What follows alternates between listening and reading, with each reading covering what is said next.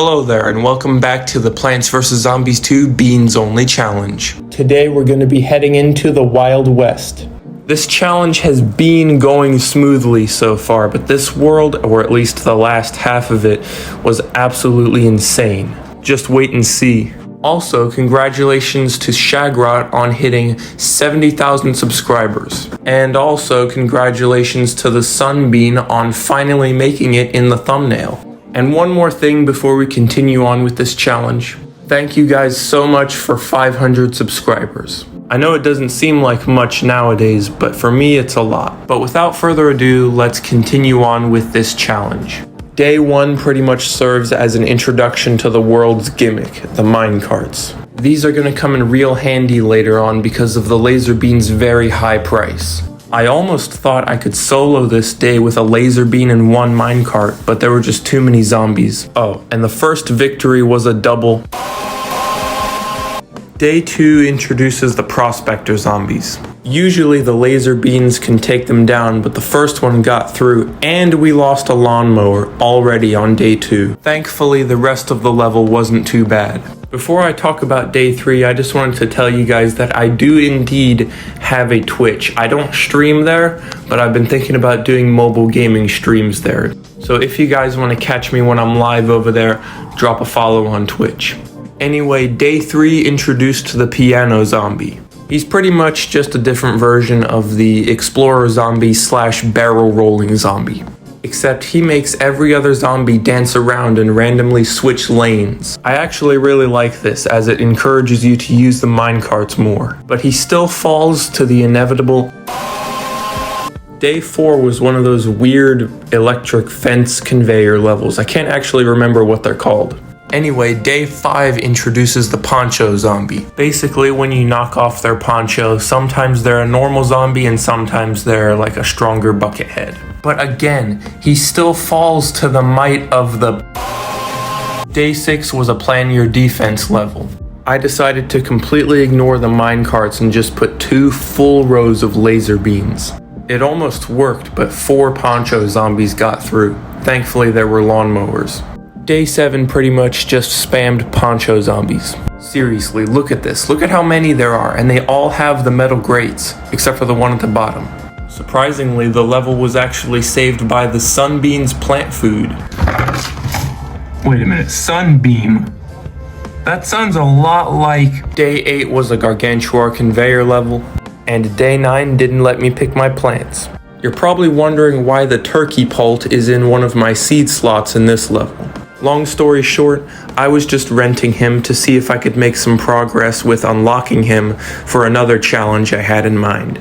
I'm not going to tell you what that challenge is right now, but you'll find out sometime in the future, hopefully. Anyway, this level introduces the chicken wrangler zombie. I knew from the start of this challenge that he was going to be a piece of cake, because the laser beam can simply just destroy all of the chickens in one shot. It's probably one of the most satisfying things you can do in this game. Other than losing a lawnmower though, this level was pretty easy.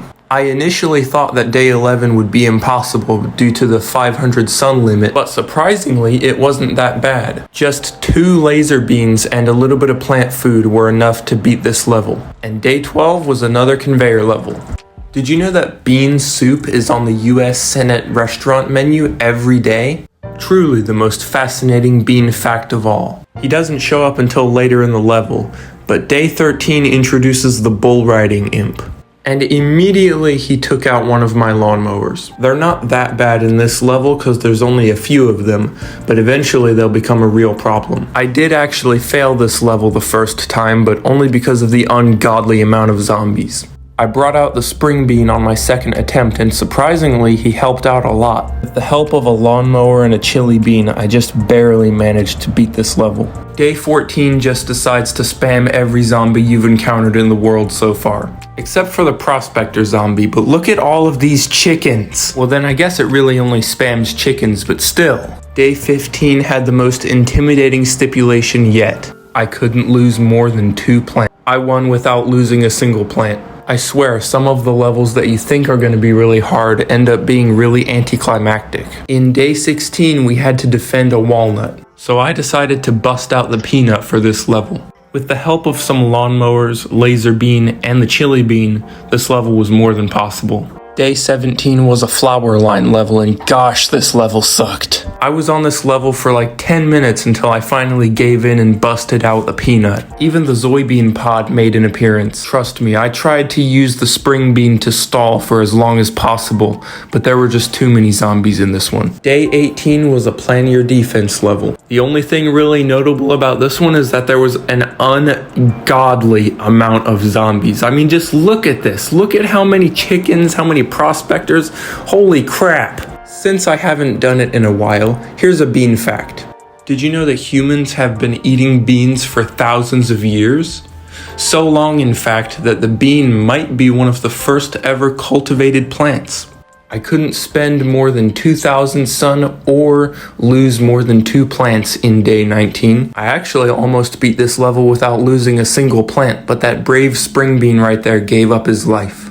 Rest in peace, soldier. And day 20 was another conveyor level. And day 21 was, unfortunately, pretty much just day 17 all over again, except this time it had a sun limit. So I once again had to bust out the peanut for this one, and he pretty much soloed this day. Expect to see the peanut a lot in these flower levels, mostly if the flower line is too far away. And I couldn't pick my plants in day 22.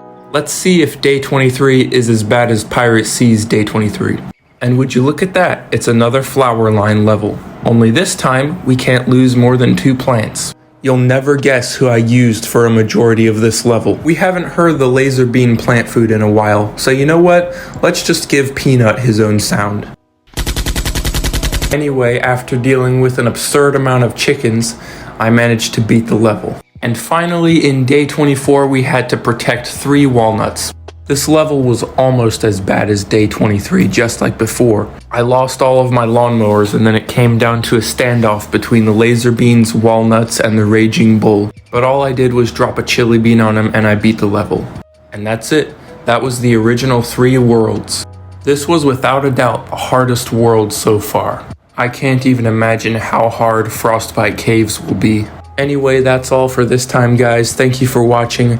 Don't forget to like, comment, and subscribe. This is yet another cliche YouTube outro, and I'll see you guys next time.